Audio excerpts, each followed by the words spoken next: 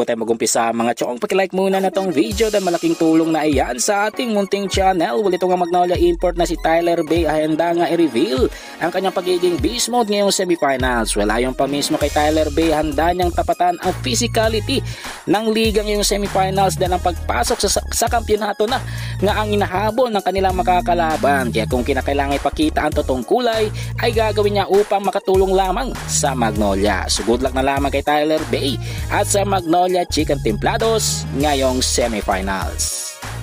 Ibang balita, punta naman tayo sa scorer ng Barangay Ginebra San Miguel na si Maverick Anmisi na aminado na nape-pressure pagpasok ng semifinals. Well, ayon pa kay Maverick Anmisi, ang Barangay Ginebra ay mayroong winning culture at kasama dyan ang pressure kapag naglalaro ka sa Gin Kings. Pero ang pressure na ito ay maganda, kumbaga isa itong privilege para sa akin. Dagdag pa ni Anmisi, sa ibang kupunan kapag nakapasok ka sa playoffs ay isa na itong big deal.